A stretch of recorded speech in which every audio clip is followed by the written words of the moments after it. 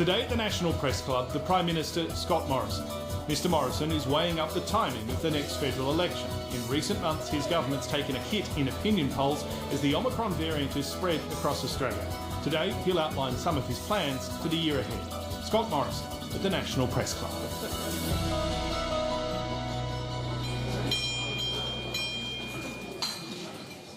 Good afternoon, ladies and gentlemen. Welcome to the National Press Club, Australia and Canberra, and today's Westpac address.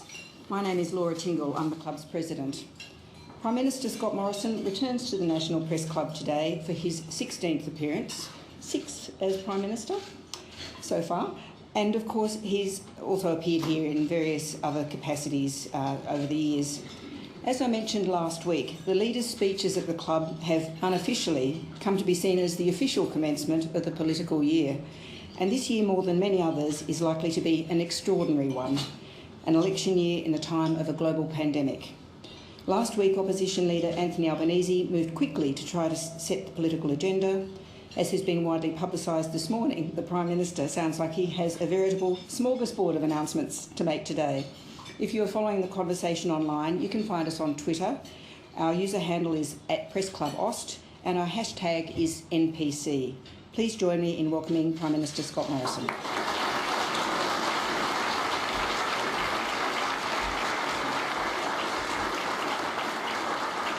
Well, thank you very much. It's great to be back here at the National Press Club again at the start of another year. Let me begin by acknowledging the Ngunnawal people, their elders past, present and emerging, and I also recognise any veterans who are here with us today, as well as any serving men and women of our Australian Defence Forces, and thank you all for your great service to our country.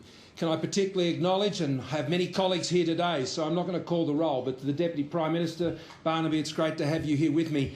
And also can I acknowledge my dear friend Maurice Payne, for one particular reason. In just a few weeks' time, Maurice will become the longest-serving female senator in Australia's history.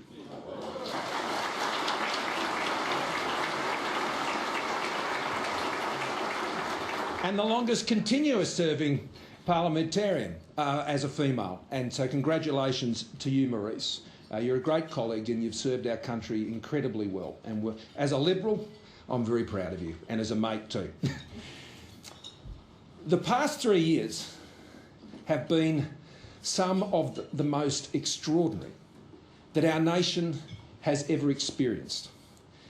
Younger generations have never known anything like it. The succession of natural disasters, from drought to flood, fires, pestilence, a once-in-a-century global pandemic, the recession it caused, has pushed our country to the very limits. It has been tough raising your family, keeping your job, doing your job, especially for those health and aged care workers who we thank for their tremendous service. It's been tough keeping your small business or your farm going.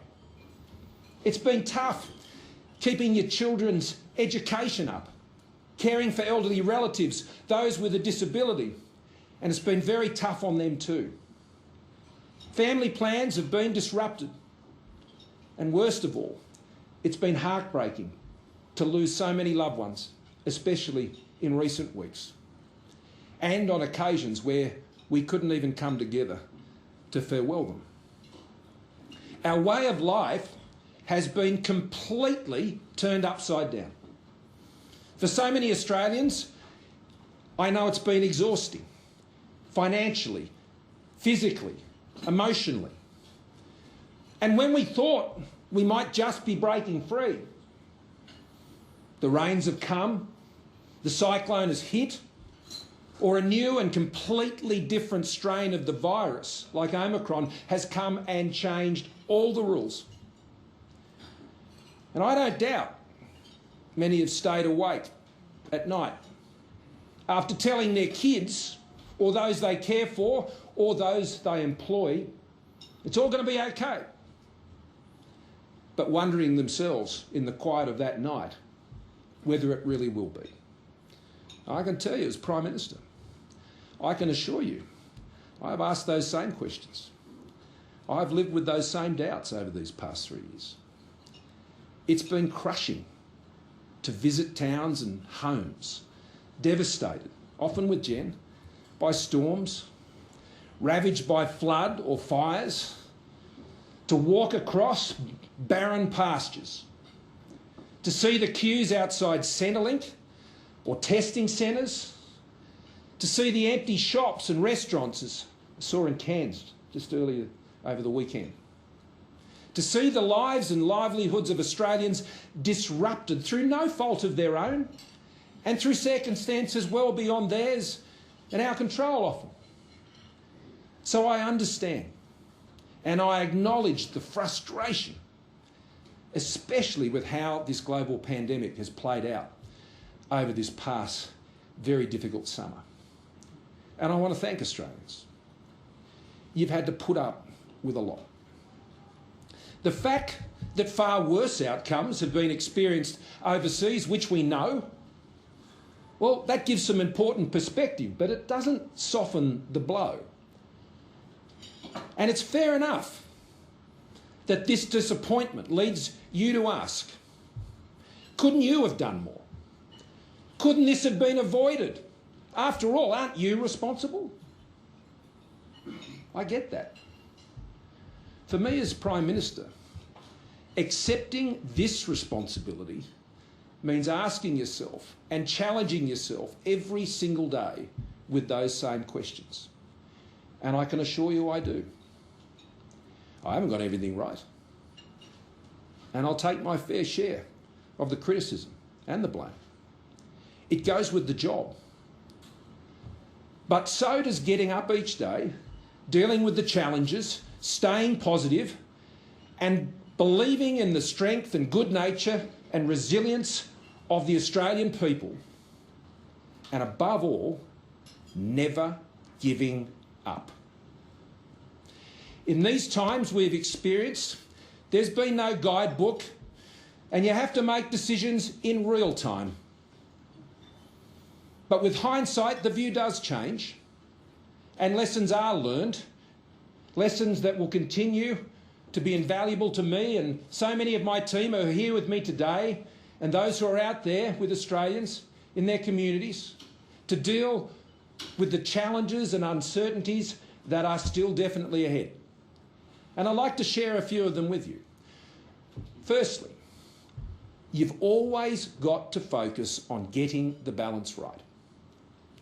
From the outset of the pandemic, I've said our twin goals have been to save lives and to save livelihoods.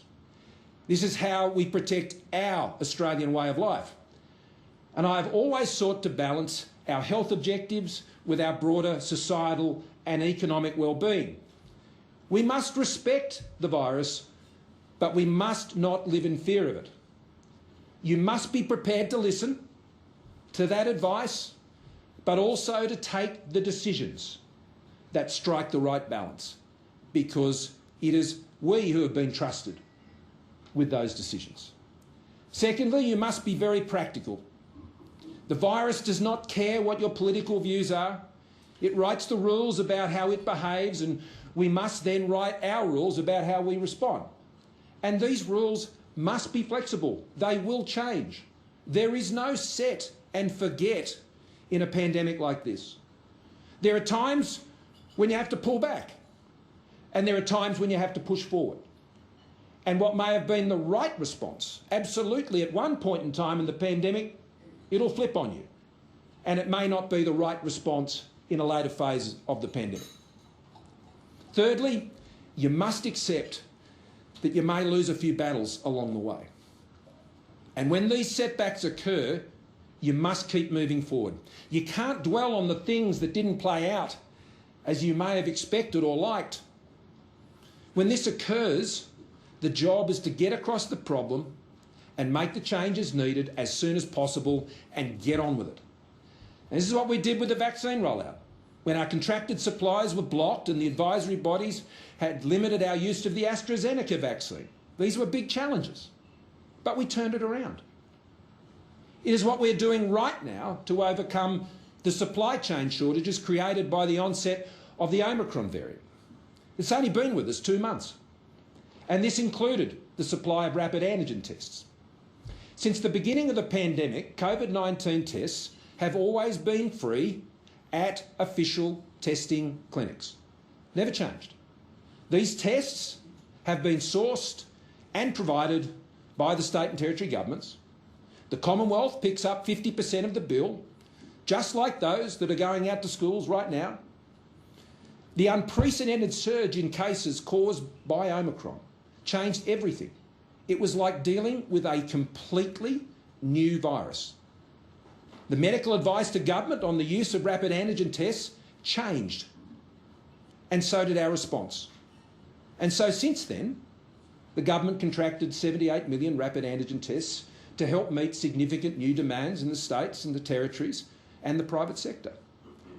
Over 652,000 concession card holders have already accessed over 2.7 million free rapid antigen tests through the Community Pharmacy Concession Card Holder Program, which commenced just over a week ago. The government is also delivering 10 million rapid antigen tests to support state and territory clinics. And in our own area of responsibility, around 8 million tests have already been provided to aged care facilities, with the purchasing of those tests beginning back in August of last year. Now, fourthly, you must work together and learn from each other. But understand that everywhere is not the same.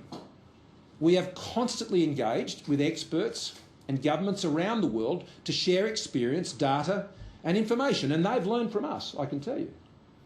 But that doesn't mean that what is done elsewhere is always the right solution for our conditions or circumstances here in Australia. Australia has many differences with the rest of the world. Our regulatory authorities, our seasons, our health and social security systems, our federation, unique. Cut and paste doesn't cut it in a pandemic. And that's why we designed JobKeeper. Rather than go down the UK path for wage subsidies, which others recommended, which we believe would have unfairly provided greater income support to those on higher wages than those on lower wages, and could not have been easily delivered or promptly delivered through our tax system and our payment system. So we said, no, that wasn't a good idea. We won't do that. We'll design a different system. And we did. And it saved lives and livelihoods all across this country. Fifthly, you must have clearly defined principles, grounded in your values to guide your decisions, and you've got to stick to them. Now, I'll outline these at the AFR summit back at the start of the pandemic, and they've included ensuring that initiatives and programs are targeted, that they're time limited, that they use existing delivery mechanisms, that they're proportionate, that they're fiscally responsible, that they're locally relevant, and they're scalable. You must also focus on what you can control and what you're responsible for. A good example is respecting the constitutional responsibilities of the states and the Commonwealth under our federation. The pandemic did not suspend the Constitution or the Federation. It did not change what the states and Commonwealth have always been responsible for. They didn't get any more powers, they didn't get any less. And I've always sought to put the national interest first by seeking to work together with the premiers and the chief ministers through the National Cabinet and not engage in petty fights. That wouldn't have helped anyone. My job was to keep everybody in the room working together. And I've sought to work together to make it work. And finally, never forget that there is more to deal with than COVID. During this pandemic, as just one example, we have simultaneously been dealing with one of the most significant shifts in global and regional security we have seen since before the Second World War. Changes that present a direct threat to Australia's economic and security interests. So while we have been battling the pandemic, we have concluded the historic AUKUS agreement. We have powered up the Quad. We've concluded a landmark defence agreement with Japan. We've supported our Pacific family, and we've concluded comprehensive strategic partnership agreements with some of our most important partners. India, the first country in the world to have one with ASEAN, and all of those Southeast Asian nations that form it. And specifically with South Korea, Malaysia, and our dear and great friends and brothers and sisters in Papua New Guinea. So here we are. Not perfect, but still standing strong, enduring, and looking positively to the future, as earlier generations did when they faced their time of great generational trial and challenge. Let's talk about our health response more and the health resilience that we've built up. Our health response has ensured that our health and aged care system has stood up to the global pandemic, where in so many other countries we know around the world it collapsed. More than 40,000 lives have been saved in this country when compared to the death rate from COVID in other countries just like Australia. We have one of the lowest death rates from COVID in the world, including from Omicron. We have one of the highest vaccination rates in the world. More than 93% of Australians aged 16 and over are fully vaccinated. Today, less than 1 year after vaccinations commenced in this country, Australia's 50 millionth COVID vaccination will be administered today. That's around 1 million on average every week, and that's included 8 million doses of boosters. We're also one of only a handful of countries, a small number, that are able to vaccinate children safely down to the age of 5. And since the pandemic began, our government has committed an additional $40 billion to support Australia's health response to the pandemic. It's more than Medicare and the PBS in any given year. This has included going 50-50 with states and territories, with over $8 billion provided to states and territories for the things they are responsible for: health systems, managing the pandemic, hospitals, testing, workforce costs. More than 91 million telehealth services have been delivered since the beginning of the pandemic, a big health innovation. New oral antiviral treatments for the COVID-19 are becoming available shortly, and the other antivirals are already in place. Our agreement with Moderna and the Victorian government announced last December, many months in the making, will ensure we can manufacture mRNA vaccines right here in Australia. That adds to our support for ResMed manufacturing ventilators in Western Sydney, Medcon's mask manufacturing in Shepparton, Aspen's medical manufacturing of PPE in Brisbane, Innovation Scientific's production of TGA-approved rapid antigen tests in Western Sydney, and of course CSL's manufacturing of vaccines and antivenoms in Melbourne. We've been making this stuff here. Of course, none of our health comes, though, would be possible without the hard work, the long hours and dedicated care offered by our frontline health and aged care workforce, the true heroes of this pandemic. Their resilience over the past 2 years has been nothing short of inspiring, and that's why I'm announcing today the government is providing, again, a further $209 million to support the aged care workforce to continue to care for older Australians through this pandemic. Now, this is a responsible commitment that builds on the $393 million already provided over 3 payments to 234,000 aged care workers earlier in the pandemic. It worked. We're doing it again. In coming months, 2 bonus payments of up to $400 each will be paid to aged care workers, including those providing direct care, food or cleaning services. Our pandemic investments in mental health and suicide prevention will also leave a lasting legacy. While every death by suicide is a tragedy, every life saved is a great blessing. Official figures show that while demands for mental health services surged off the charts during the pandemic, remarkably, death by suicide rates across the country actually fell and have remained at those lower levels. That's extraordinary.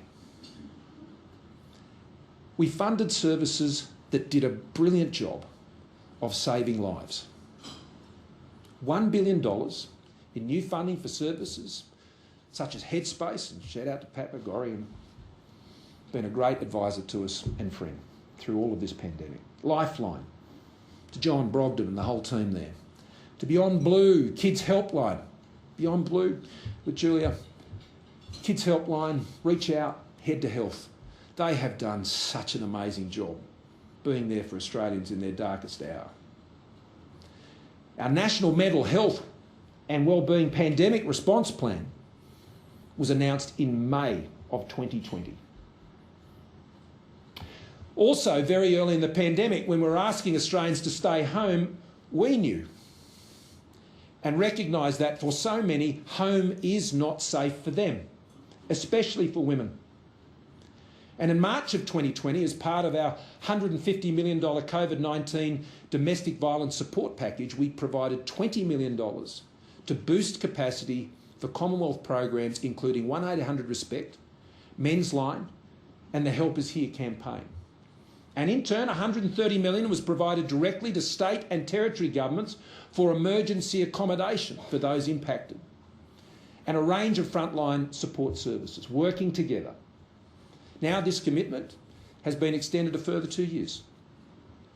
And to ensure the viability of the NDIS providers, we provided more than $666 million in advance payments and made changes to allow eligible NDIS providers to claim a payment to support their disability workers to be vaccinated against COVID-19. Strong health resilience built through a once-in-a-century pandemic. Our economy has also shown formidable resilience through the pandemic. It's outstripped the performance of most advanced economies in the world. And this was greatly assisted by entering the pandemic with a balanced budget delivered by strong financial management. While Omicron has impacted economic activity over January, Treasury analysis shows that the underlying strength of our economy is unshaken. On several occasions now, our economy has bounced back strongly from the impacts of the pandemic, and it will again. Our AAA credit rating remains intact, only one of 9 countries in the world to achieve this. At 3.5%, inflation in Australia is running well below other advanced economies, and the pressures are less than in those, such as 7% in the United States and 5% in the United Kingdom. There are more people in work today than before the pandemic. And even when compared to when I stood before you this time last year. In fact, there are more Australians of working age in a job today, 76.2%, than at any time in Australia's recorded economic history. That's what a jobs plan looks like when it works. Unemployment is at 4.2%. When I stood here a year ago, it was 6.6%. And women and young people have been the major beneficiaries of those job increases. Female employment, since we were elected, has increased more than 1 million. 1 million more women in work. And our youth unemployment rate has fallen to below 10% for the first time since 2008. And as my colleagues know, nothing puts a bigger smile on my face than hearing that young people are getting into jobs. Through the heavy lifting of more than $100 billion in federal government COVID business support, hundreds of thousands of livelihoods and businesses have been saved. And our ongoing tax incentives for investment, apprenticeship wage subsidies, and record investment in new training places are helping small and medium-sized businesses and their employees to push through. Our apprenticeship wage subsidies have driven a 27% increase in apprentices and trainees over the past year alone. Right now, there are 220,000 trade apprentices currently in training. That is the highest level of apprentices in trade training since records began in Australia in 1963. That's transformational. When we stared into this pandemic, one of the things the Treasurer and I were very keen to avoid was a lost generation of skills, and it so easily could have happened. The very first wage subsidy we provided was to keep apprentices in their training and in those businesses. And as I've moved out across this country these last 2 years, I've met those apprentices. And most recently I was out in Penrith and I met one that just finished their 4-year apprenticeship. That would never have happened. Our $110 billion pipeline of infrastructure projects is supporting economic growth and resilience, especially in regional Australia.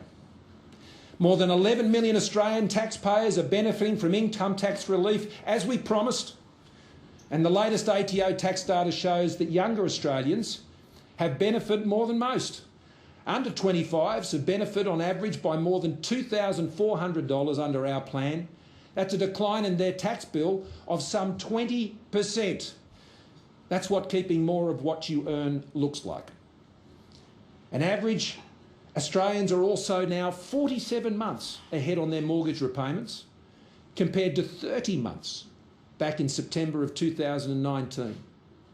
And there's an estimated $245 billion in additional savings on household balance sheets since the pandemic began. Australians have been very wise with their money, very wise over this pandemic. They've exercised good judgment, good discipline. Over 300,000 Australians now have been directly assisted into home ownership during the past 3 years, directly as a result of government programs like Home Builder and the Home Guarantee Scheme. It's what we promised to do at the last election. We said we were going to get people into homes, and we've directly assisted 300,000 of them into them. And at a time when North Atlantic economies are experiencing energy shortages and price spikes, the official ACCC data shows that electricity prices, the Minister for getting electricity prices down is over there, Angus Taylor, are now 8% lower than they were 2 years ago. The lowest in 8 years. Saving households around $128 a year. So that's what economic resilience looks like. But you must project that into the future with a clear plan, and we have a clear national economic plan for jobs. In 2022, our focus is squarely on locking in our economic recovery to create jobs and more jobs. We are passionate about getting Australians into jobs, and we have the experience, we have the track record, and we have the economic plans that back this up. Jobs change lives, they change families, they change communities. They give Australians purpose and independence. They free them from the clutches of welfare and dependence. And they do the heavy lifting on transforming the budget also. I believe we can now achieve an unemployment rate with a 3 in front of it this year. Our goal is to achieve this in the second half of 2022. We have not seen this in Australia for almost half a century. This is a once-in-a-lifetime opportunity.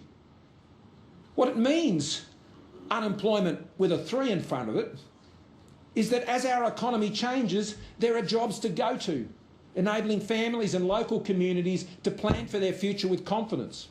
It means that when our kids leave school or finish their apprenticeship or university, they can focus on the job they aspire to rather than worrying about whether they can get a job. There is no more important vision than having a country where we enable our kids to realise their dreams about what they want for their life.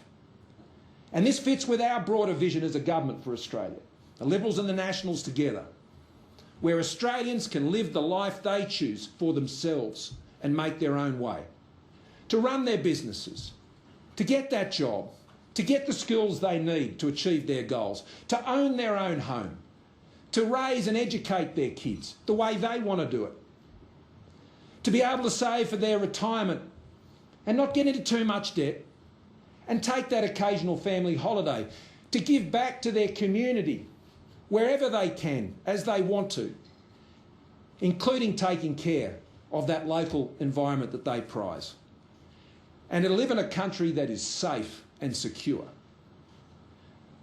These are what I describe as the great Australian aspirations, and they depend on a strong economy. A strong economy means a stronger future, and this cannot be taken for granted.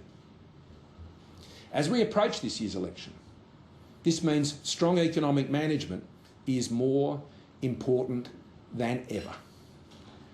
Our National Economic Plan has enabled us to drive our economy, as I've demonstrated, through this pandemic.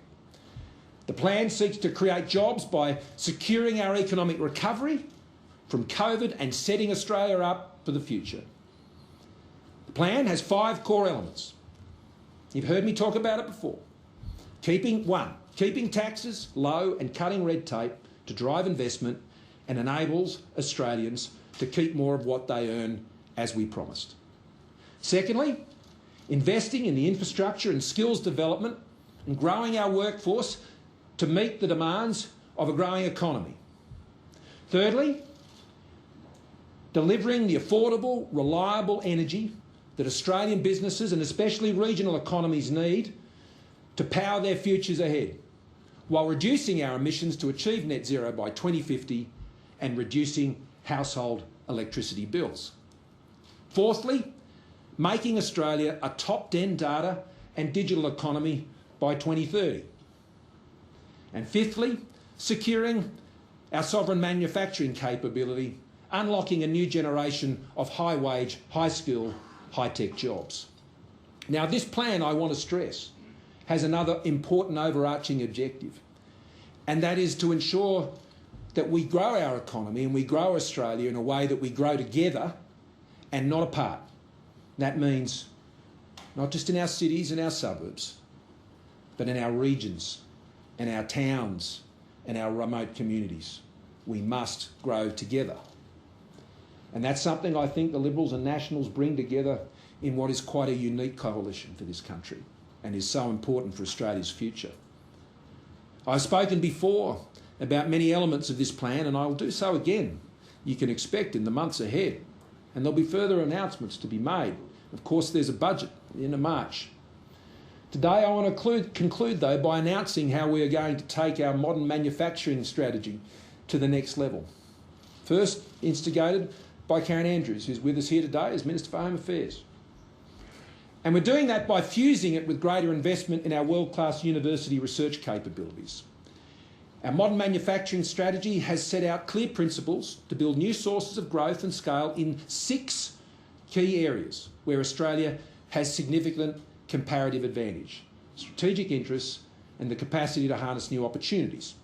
Medical products, food and beverage, recycling and clean energy, resources technology and critical minerals processing, defence industry and space. To date, we have committed over $312 million in funding to boost manufacturing capability and supply chain resilience, leveraging $677 million more in private sector investment. We now need to better link and leverage our world-class research sector to boost these efforts. 85% of Australian research is rated officially at or above world standard. Yet we continue to underperform frustratingly in achieving commercialisation outcomes. We need to shift the focus from citations to commercial success. We need to accelerate the forging of linkages between Australian industry and Australian university researchers. We need to develop a new breed of research entrepreneurs here in Australia so they can create the new products, the new companies, and most importantly, the new jobs. The government's University Research Commercialisation Plan will align these research priorities with our modern manufacturing strategy. We're going to fuse them together. It will focus research effort on the same 6 manufacturing priorities. In November, I announced the first element of this plan, one I'm particularly excited about, the Trailblazer Universities program. This will see eligible universities undertake reforms, including to intellectual property arrangements, and provide clear promotional pathways for academic researchers engaging in commercialisation activities. Now, the first step is underway. There are 8 university proposals shortlisted to share in $243 million of investment, working closely with industry partners. And regions, they're going to do great in this program. They really are. Funding of $30 million will see participating universities partnering with the CSIRO to access specialist equipment, enabling researchers to prototype and test technologies at scale. And today I'm announcing the cornerstone of the government's new approach to turning great Australian ideas into commercial success. A $1.6 billion program called Australia's Economic Accelerator.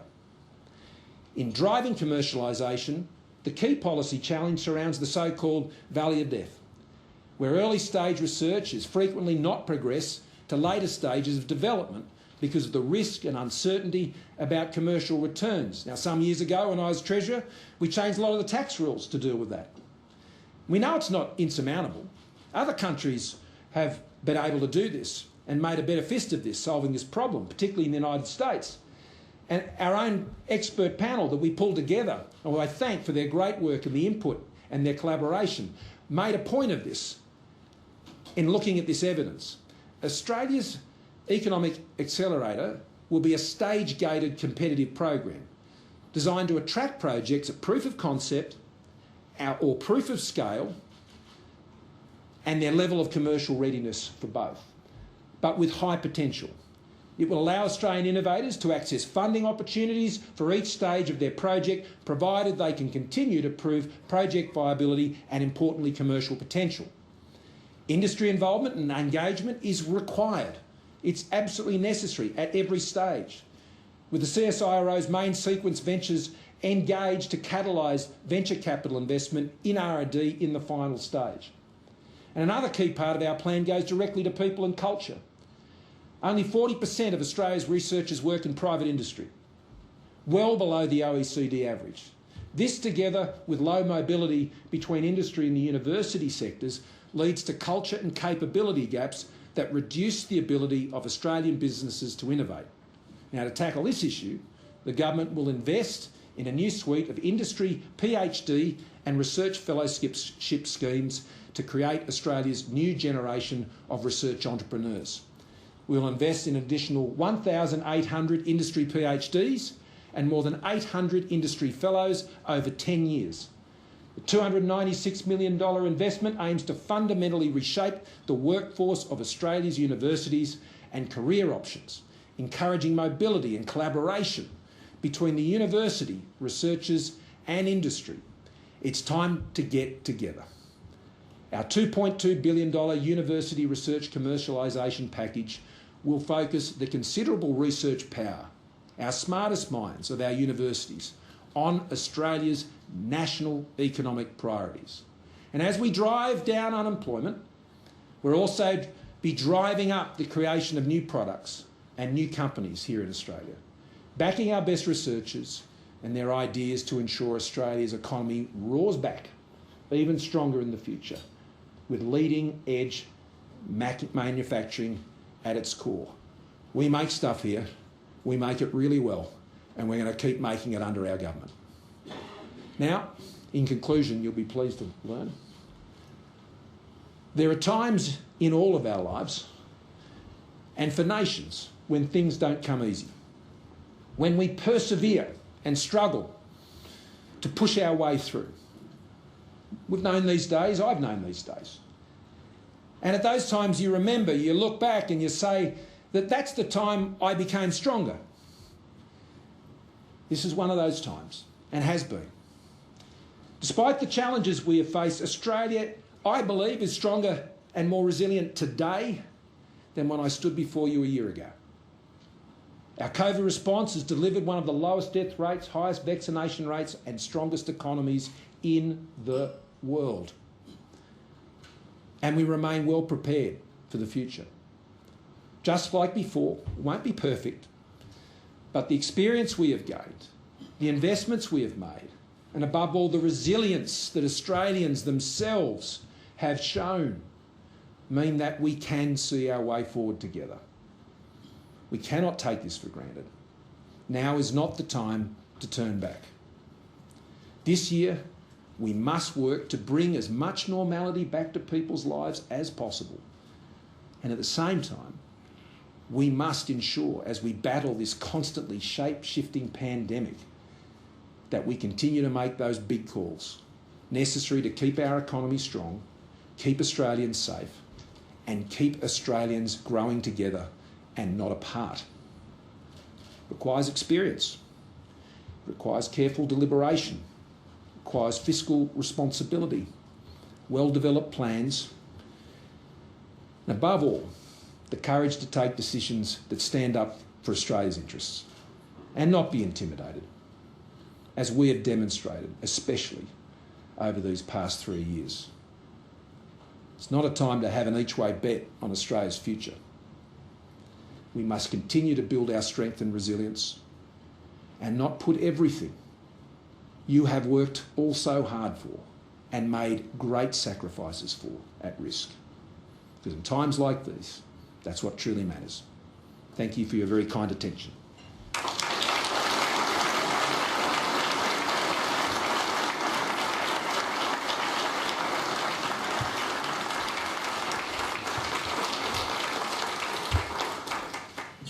Thank you, Prime Minister, for that very extensive address.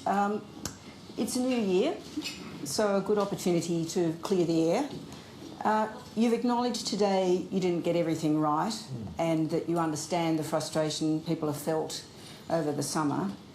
But do you want to take this opportunity to actually say sorry for the mistakes you've made as Prime Minister? Not just about COVID, everything from going to Hawaii during the bushfires through to not having enough rapid antigen tests in place, even as you foreshadowed the switch to a greater use of them, and for failing to live up to your pledge to hundreds of thousands of people on the NDIS that you would make sure the scheme was fully funded, uncapped and demand-driven. And will you apologise to people who've had, the hundreds of people who've had funding arbitrarily cut under the scheme? Well, thanks for the question. Always happy to ask you questions, Prime Minister. Yep. We're all terribly sorry for what this pandemic has done to the world and to this country. These are the times in which we live, and I've set out today, I think, very clearly the challenges that we've faced. But I'm also very proud of Australians and what they've achieved in enabling us all to come through this despite the setbacks and the challenges that we have faced. In terms of the things, when I say we haven't got everything right, let me reflect on a couple of them for you. First of all, as we went into this summer, we were optimistic. I was optimistic. We're all desperately looking forward to a great summer. And one of the things we learn again is that the virus has a way of bringing you back to earth. And I don't think, as we went into the summer, I think we were too optimistic perhaps. And we could have communicated more clearly about the risks and challenges that we still faced. And I think in raising those expectations about the summer, that we heightened the great sense of disappointment that people felt. And as we had to make massive changes because of Omicron, as I said, the rapid antigen tests had only actually even been approved for use by the TGA earlier in November. We'd agreed at the meeting of National Cabinet about how they'd be funded and who had to go and get them. And so we moved quickly because we hadn't anticipated that we would have a variant that resulted in the vaccine not being able to stop the transmission. We had invested so much, and Australians had invested so much in getting those vaccinations. And over November and December, we were focused on the booster program, the children's program, and at the same time, Omicron came and completely turn things on its head. So we moved quickly, and I've set out the steps that we've taken to work that around. And in our communications, we have to be clear about that, because we can't lift people's hopes and then disappoint them. And I think that's what happened over the break. Secondly, on the vaccination program, if I had my time over, I would have put it under a military operation from the outset and not later in the year. We'd all worked up the plan together, been through Cabinet, our Cabinet, been through the National Cabinet. We'd set out the timetables.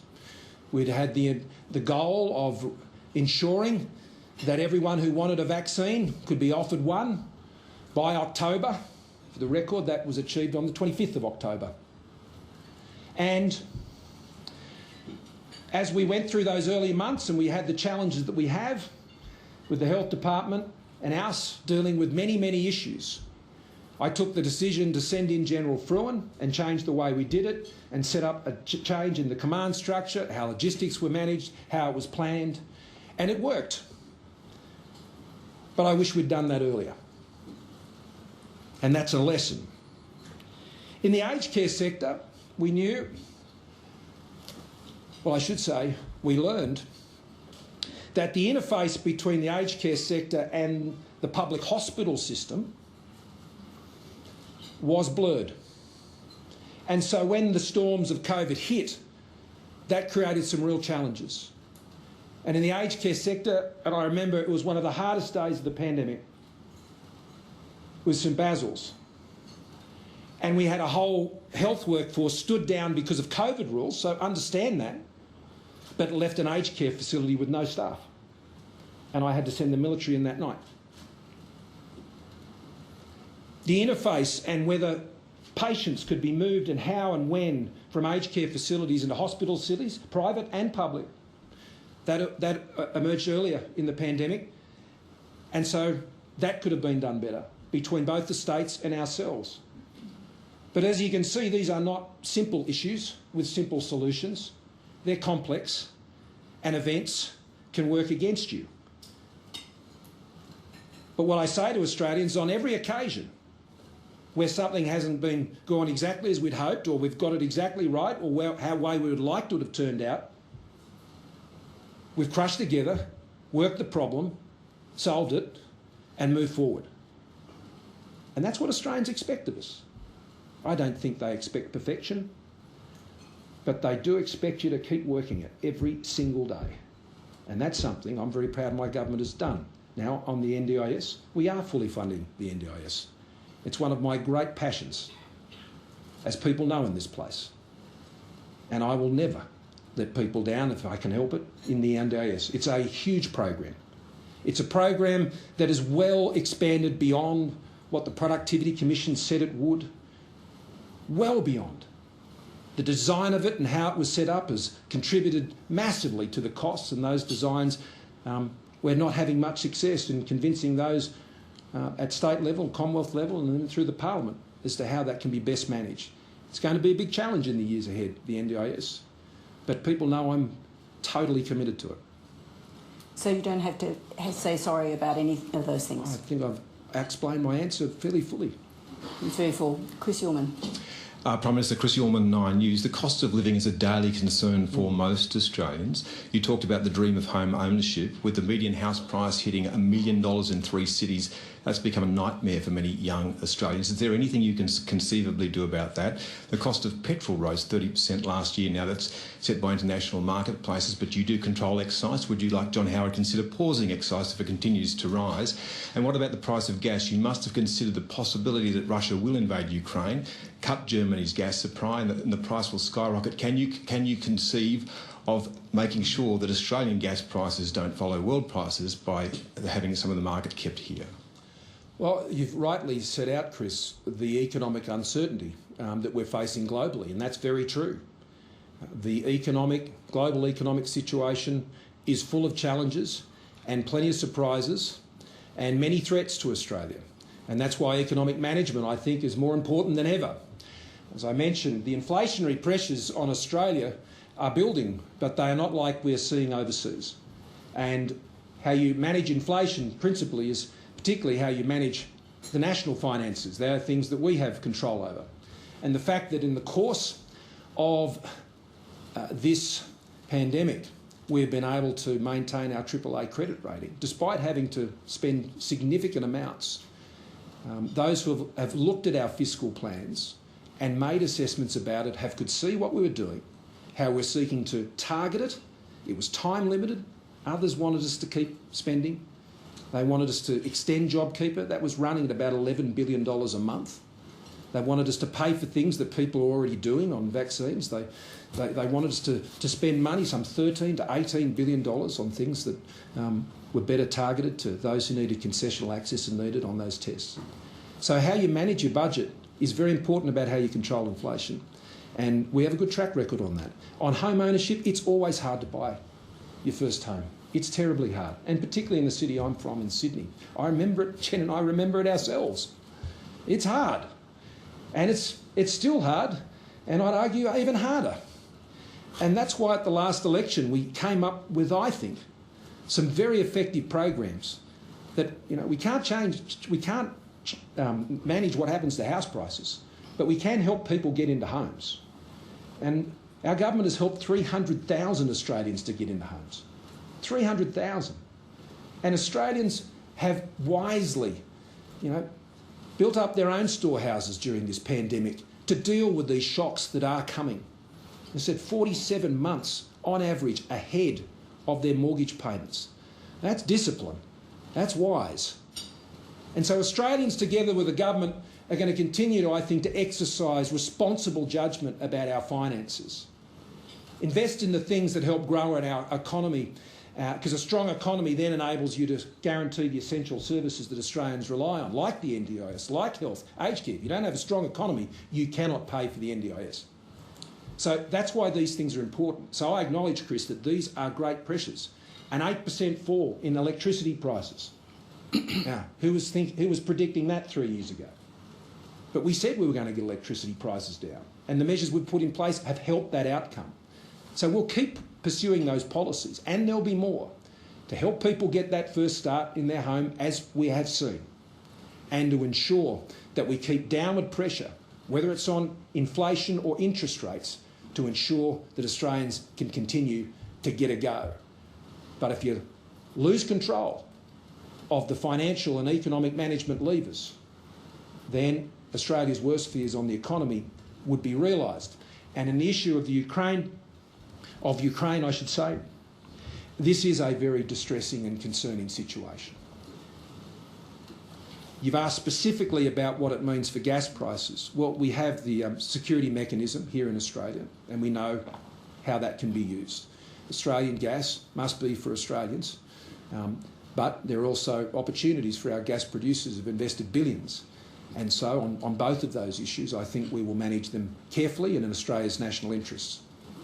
Claire Armstrong. Thanks, Prime Minister. Claire Armstrong from the Daily Telegraph. Many Australians viewed the responses to the events in Parliament last year as representative of the experiences and the treatment of women everywhere. You've had multiple reviews. You've got the Jenkins report on your desk. There's been a staff training video and a hotline. But what actually makes Parliament and political offices more safe for women now than they were 12 months ago? Well, I'd say the most important thing that has happened is we now have an independent complaints mechanism. This was one of the key recommendations and the one we have acted on.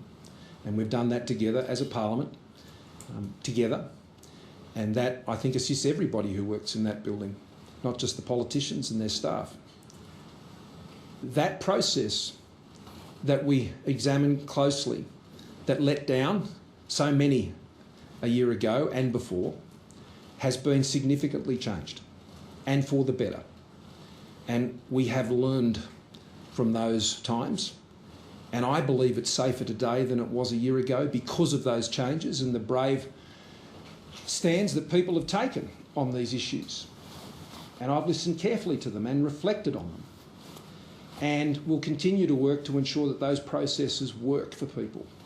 Because if you find yourself in that situation, it's incredibly important that there are those there to help you and support you, to be able to make good decisions for you and to address the things that you need addressed to make the place safer.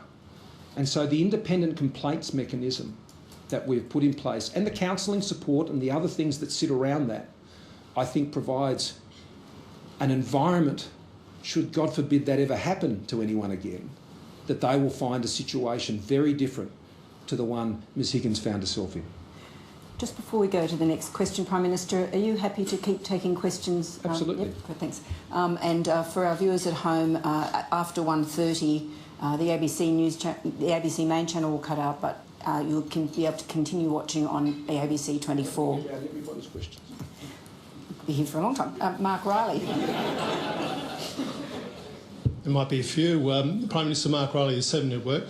On your bonuses for aged care sector workers, which have been generally accepted as a good thing, although some suggest in the shadows of an election they sound like how-to-vote checks. The sector says, and the workers say, what they really need is an increase in their base rate of pay. These are appallingly low-paid workers doing extraordinary work, not just in the pandemic, obviously much more obvious during the pandemic, but every day for our older citizens. Labor says it will intervene in the Fair Work Commission case to argue for an increase in their base rate. Why won't your government do that? Well, let me address your first question. The $400 payments, retention payments, that's what they effectively are. We've already done this once before, and we know it works. And with the workforce challenges we've had, particularly over Omicron, that's why this has come about, not for any other reason as suggested. What we're doing here is helping the aged care providers give that support to aged care workers during this pandemic to be able to keep them there working in those facilities, which is incredibly important. That's what it's designed to do, and we know it was effective last time, and we believe it will be effective again, and it needs to happen now, and it has been done in consultation with the industry as well, one of the things that they have been calling for, as we've responded to the Omicron variant. So that is why we're doing this. We've done it before, and we're going to do it again, and we believe that will help manage the significant demands on those workers themselves, as well as the aged care facilities. Now, the other matter, I've noticed the suggestion made by the Leader of the Opposition. I haven't heard how he proposes to fund that. I don't know what he estimates the cost of that will be, and how he would work that through. So that's for him to explain as to how he can pay for the things he tells Australians he thinks he can do. I've always been, I think, pretty upfront about that sort of thing. And there's a process underway, and we'll let that process follow its course, and we'll, of course, have to absorb any decision that is taken there. And that's the way I think these things should be dealt with. But, you know, we've all had experience with those who've worked in aged care, particularly if you've had a parent who's been in palliative care, end-of-life care, and we're incredibly grateful. And there are many things we want to do in this country, and we want to encourage them to do that. And the aged care workforce strategy, which has been worked together by the Minister for Health and Aged Care and the Minister for Workforce, Stuart Robert, will further address our plans to support the aged care workforce, and we'll have more to say about that. Andrew, I can assure you our plans will be costed, our plans will be funded, and we'll know how they work. Andrew Clennell. Andrew Clennell from Sky News, Prime Minister. We've got up to 100 Australians a day dying with COVID, a low booster rate, inflation, indoor businesses in Sydney and Melbourne on their knees without your support. What are you going to do about these problems? Have you lost touch with ordinary Australians? And on that theme, off the top of your head, can you tell me the price of a loaf of bread, a litre of petrol and a rapid antigen test? Well, let me talk to you about a couple of things on that point. First of all, during the pandemic, you can't pay for everything because it all has to be paid for. Over the course of this pandemic, we have provided over $100 billion in economic support. JobKeeper being the most significant, and that has saved businesses across this country. And we're doing that at a time, and the COVID disaster payments as well, when we had shut businesses down. Not the virus, the government took decisions to shut businesses down. And of course, in those circumstances. But one of the things we have to be very mindful of, Andrew, is that this thing isn't over yet. It's not over. The next variant could have any number of permutations to it. And so when we decided to do JobKeeper, we said it's going to start and it's going to finish. And people asked the Treasurer and I the same question that you're asking me now. Why are you pulling JobKeeper away? Because that's what you do when you're responsible and running a government. You can't say yes to everybody all the time. And you have to do things which ensure that you've got your government and your bank balance as a government able to deal with the next challenge. I mean, our opponents wanted to keep it going. They would have spent $11 billion a month. Keep going. They would have spent $6 billion paying people to have a vaccine they'd already had. And $13 to $18 billion on tests, when free tests were already available to those who needed them and those who were on concession cards who needed them and have equitable access to them. So these are hard choices, Andrew. They're very hard choices, and you make them every day in a pandemic. Now, I'm not going to pretend to you that I go out each day and I buy a loaf of bread and I buy a litre of milk. I'm not going to pretend to you that I do that. And I'll leave those sort of things to you, mate. And you can run it. But the point is, I do my job every day to ensure that those things are as affordable as they possibly can be for Australians every single day. As I said, our inflationary pressures in this country are lower than what we're seeing in other countries. And it's important that we ensure that people are able and have the resilience to deal with those economic pressures that come in, just like my answer earlier. You know, it's going to be tough in the months, years ahead. There is going to be strong economic challenges. And you've got to make decisions in real time and ensure that you've got the capacity to deal with the challenges that are yet to come. And that's what people will get from me. That's what responsibility looks like. Not saying yes to everybody and telling them everything they want to hear, saying one thing to them in one part of the country and another thing to them in another part of the country. You don't get that from me. I've got it from both of my previous opponents politically. And I think Australians make a judgment about that, about whether they actually have the responsibility and the discipline to carry what is a very weighty office. And I just remind my colleagues that we're asking one question each. Thank you, Andrew Clennell and Andrew Probyn. PM Andrew Probyn from the ABC. As you've indicated in your speech, you've recognised that people are very disappointed, angry over summer. Your colleagues say that anger with you is very high on the ground too, and that your disapproval rating, recognised in the news poll, it's on 58 disapproval, to remind you, negative 19% approval rating, that you are a drag on the coalition vote. Why are you the best person to lead the coalition to the next election? I have a great trust in the Australian people. I think they're very wise and I think they're very discerning. I think they take elections very, very seriously because they know the consequences. And there's a difference between answering a phone and walking into a ballot box and making a decision that has consequences. And I know from my own experience that they will weigh these things up in the months ahead. And they will make careful judgments about what's important. And they know that the times we face are very challenging. They know that the security situation we face in the world today is very challenging. And they'll be saying, who has the economic plan and economic management experience to ensure that I can stay in my job and my business can succeed? that can get electricity prices under control and bring them down, that will best support me in saving for my retirement,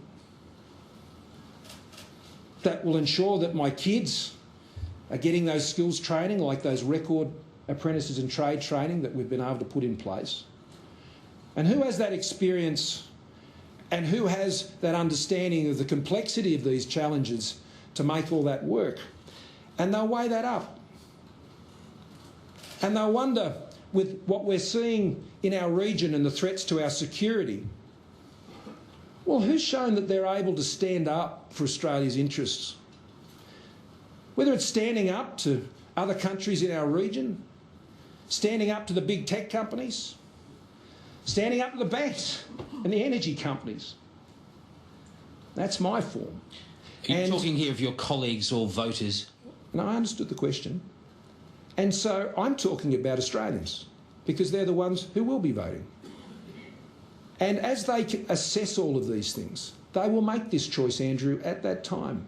And between now and then, they'll have the opportunity not to vote at a referendum this year. There's not a referendum on the government. This is a choice about who's going to lead the government after the election. And there are two choices. And they'll be able to see the differences between those two choices, and I think weigh up the consequences of those two choices. And they'll carefully consider it. Australians, you know, in between elections, they tend not to focus that much on politics because they're focused on what matters most to them, not the political goings-on of this place. They're focusing on getting their kids through school. They're focused on running their businesses and staying in their job and paying the bills and looking after and caring for family members, and that's what they're focused on. But the time for the election will come, and when it does, they'll weigh these things up and they'll quietly get about their business. Peter Van Onselen. Peter Van Onselen, Network 10. Prime Minister, at the start of your speech, you mentioned your close friendship with Maurice Payne. I wanted to ask you about another close friend, Gladys Berejiklian, and there's somebody that you wanted to run, actually, at the next election. I've been provided with a text message exchange between the former New South Wales Premier and a current Liberal Cabinet Minister. I've got them right here. In one, she describes you as, quote, a horrible, horrible person, going on to say she did not trust you and you're more concerned with politics than people. The Minister is even more scathing, describing you as a fraud and, quote, a complete psycho. Does this exchange surprise you, and what do you think it tells us? Well, I don't know who you're referring to or the basis of what you've put to me, but I obviously don't agree with it, and I don't think that's my record. Catherine Murphy.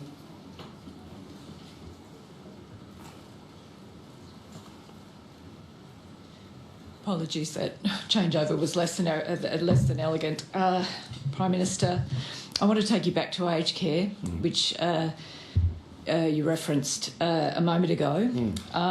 Now, more than 400 aged care residents have died of COVID since the beginning of January. There are active outbreaks in about half of residential aged care facilities as we sit down to lunch today. And the booster program for aged care is running behind where it needs to be. Now, a second ago, you acknowledged the problems in aged care in the first wave. Obviously, there were hundreds of deaths then. And you presented aged care as a lesson learned. Doesn't this suggest that the lessons haven't been learned? And in terms of taking responsibility, that was an important theme in your speech. You've got to know what you're responsible for and what you're not. Aged care is absolutely the responsibility of the Commonwealth. You fund it and you regulate it. So why do these errors keep being repeated for a cohort of Australians who are frail, vulnerable and at risk during the pandemic? Well, thanks, Catherine. As of now, let me say this first. Every single death, some 3,750 of Australians that we have lost is a terrible loss. Every life saved is a great blessing, as I said also. In the course of this pandemic, many lives have been lost. In the course of this pandemic, many, many lives have been saved. That is the reality of a global pandemic, and I think Australians understand that. You made some points regarding the booster shots. 99% of aged care facilities, I'm advised, have been and will be around today, will have been visited to offer those booster shots. We have not mandated the taking of boosters by aged care residents. We have for aged care workers, but not for aged care residents. Some 61%, as you know, and every death is tragic, in aged care have been with those residents who are in end-of-life care. And the balance also have other serious underlying health conditions.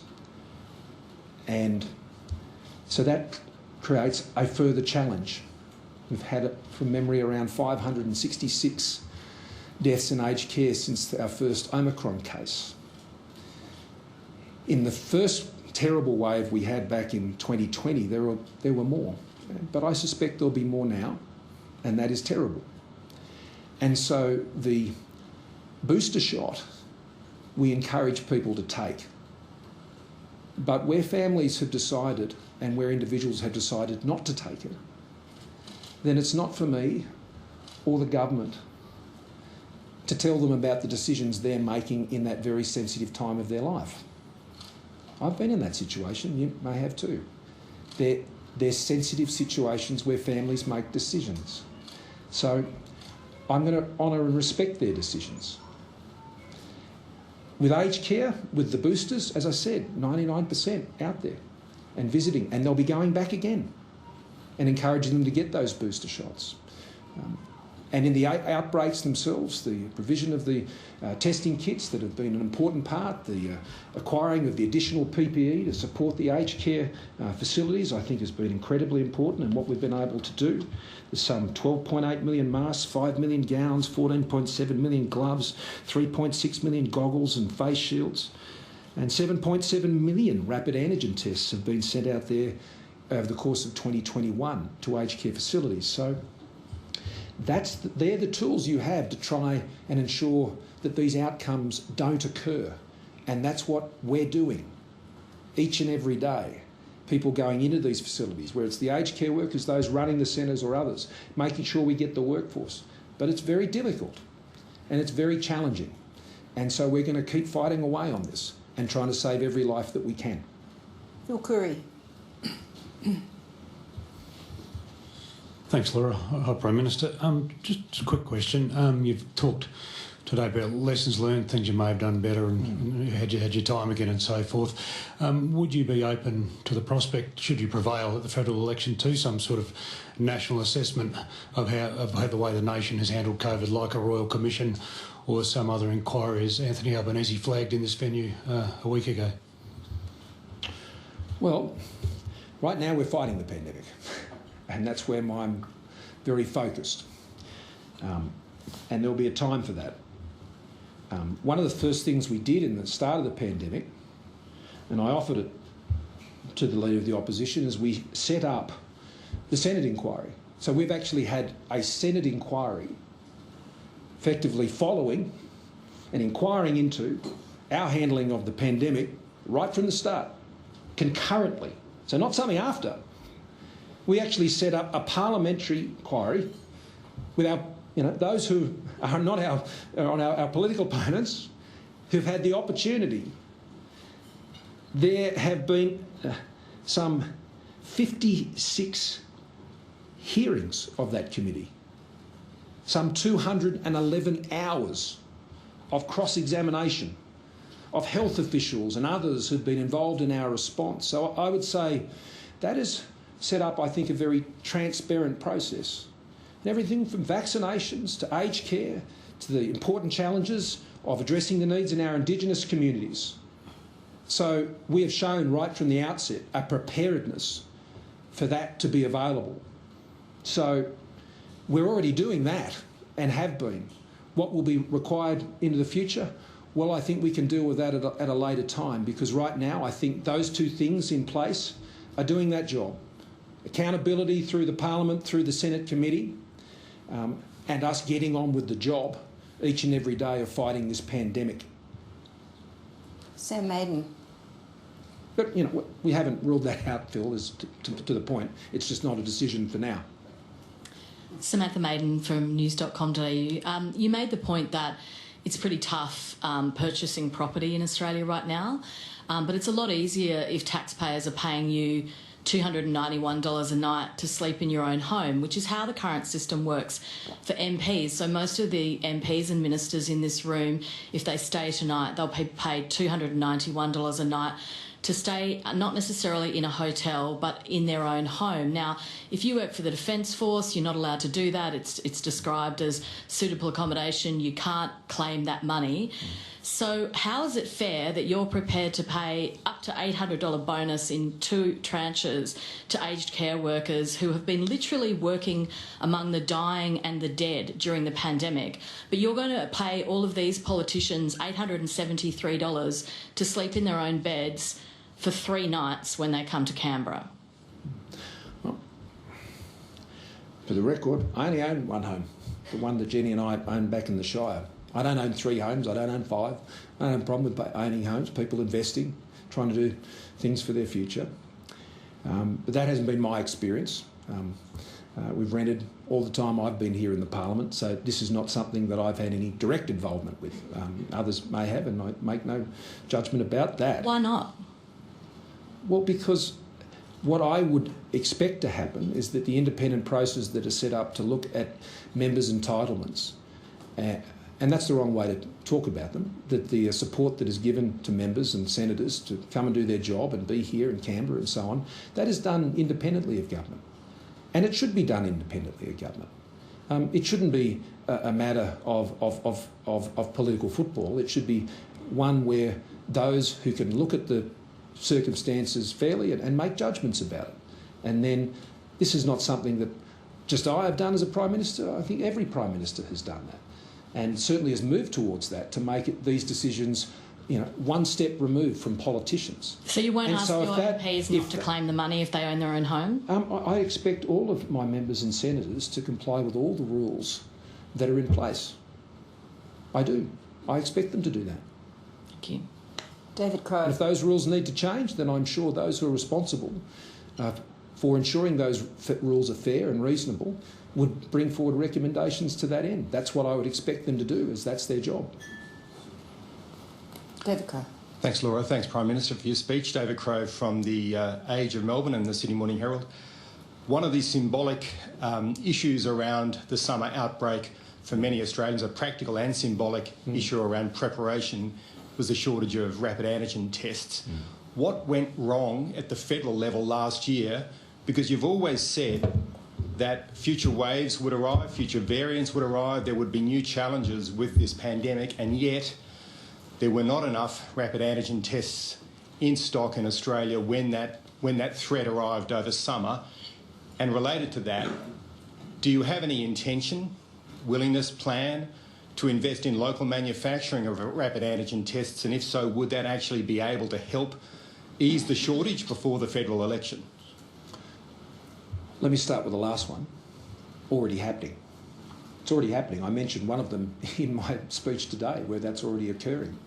There are a couple of companies up in Queensland that as yet haven't received TGA approval for that, and they were the subject of some issues over in the United States, but the TGA have been working through that, so people can't manufacture something that isn't approved by our regulators. In fact, as I said before, the TGA only first approved home self-testing of rapid antigen tests on the 1st of November last year.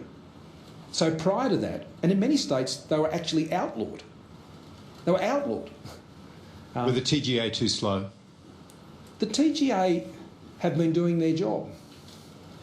And they have approved more rapid antigen tests for home testing than they have in the United States. I think it's some 47 or so tests off the top of my head. And that is a large amount to get through. They've also been approving vaccines. They've been approving oral treatments. They have had a workload like none other, and they're still doing all the other things that aren't related to the pandemic. So no, I wouldn't make that criticism. I think Professor Skerritt and his team have been working under enormous pressure, but they're not rapid antigen tests. The medical advice going back to October of 2020, both the CDNA and the AHPPC, the medical expert panel, recommended against the use of rapid antigen tests. That happened again in February of 2021. The medical advice to the government was not to use rapid antigen tests. And then we, in August, commenced a trial and purchased rapid antigen tests for aged care. So we began that in August of last year. As the cases, and then in November, as I said, the approval came through. On the 5th of November, National Cabinet met soon after that, a few days after that, to consider what should then happen. Now, remember at that time, there was no Omicron.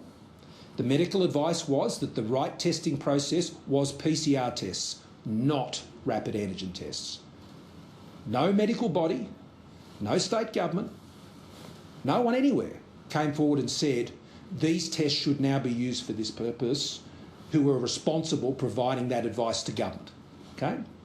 And the reason for that was we were in Delta and we were focused on getting the vaccinations in place because that is what would prevent the transmission, because it was effective against transmission. What happened with Omicron is that flipped it completely, and it did it within a matter of weeks. And so there had been no suggestion that rapid antigen tests from any official health advisors to the government was something as a priority over children's vaccinations, over the booster shots, which was our primary tool to stop the spread and enable us to go into that summer. Now, Omicron changed all that, and it changed it almost in an instant. And there were many other complications, particularly for workforce. And those early weeks in December were very difficult because we were trying to get from the medical advice, and there wasn't a lot of data around at that point, is this virus actually less virulent? Is it less impacting, severe than the Delta strain?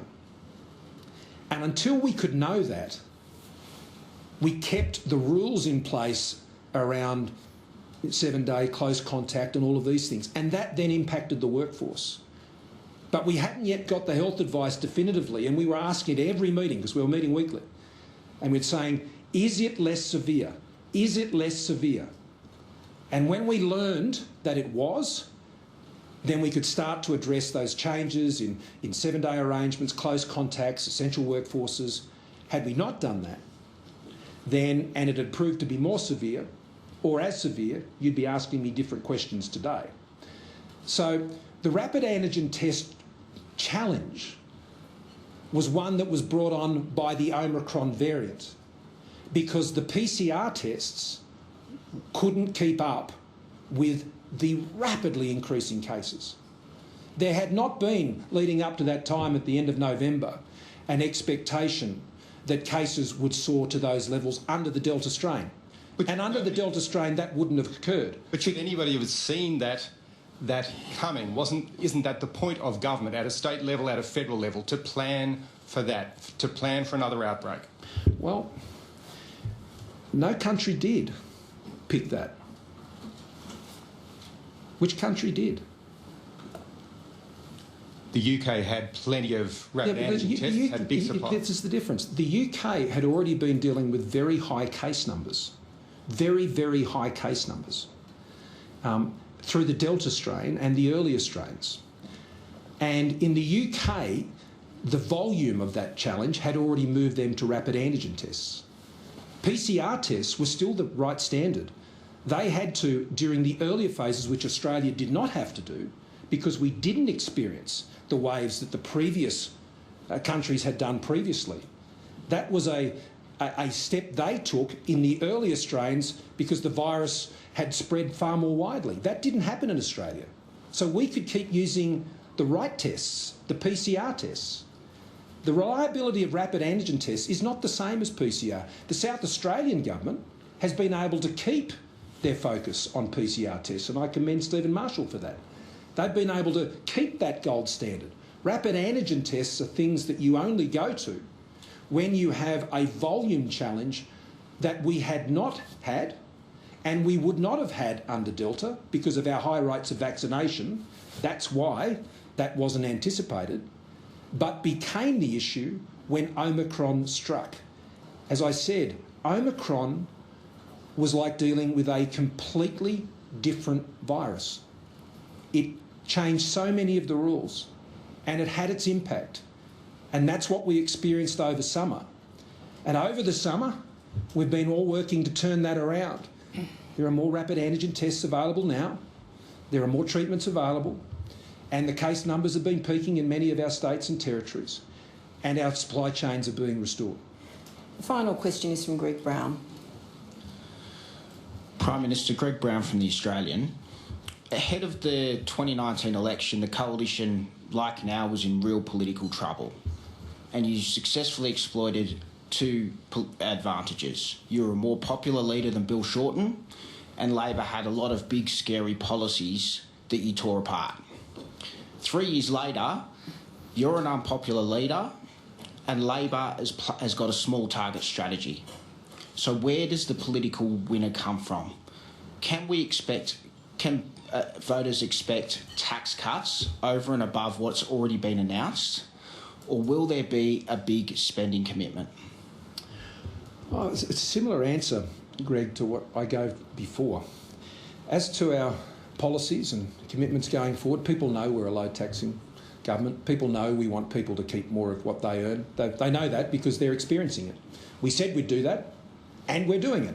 And they are receiving that now, and they're keeping more of what they earn. And so if you want taxes to remain low, then vote Liberal and National, don't vote Labor, because their form on taxes is the opposite. They've already opened the batting on their higher taxes and they've already started that. And once they get started, you know they can't stop when it comes to taxing you. But this election, again, is a choice, and every election is. And this choice isn't about a referendum-style choice, a yes and no on the government. It's about, do you want the Liberals and Nationals, with myself as Prime Minister, with our record on economic management and national security that keeps Australians safe, keeps our economy strong, that pays for the NDIS, that pays for aged care, that enables us to battle this pandemic, that shows responsibility even when responding to those challenges with the nation's finances, which means your job, your business, and all of these things are more secure? Or do you want Anthony Albanese as Prime Minister and the Labor Party and their policies and their record on having an each-way bet on the budget and an each-way bet on national security?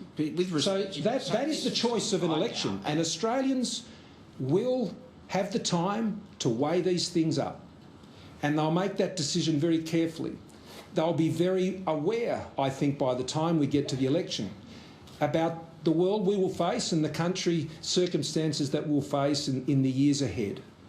They've been quietly getting about their lives these last 3 years. The things that we said we'd do, we've done. We have.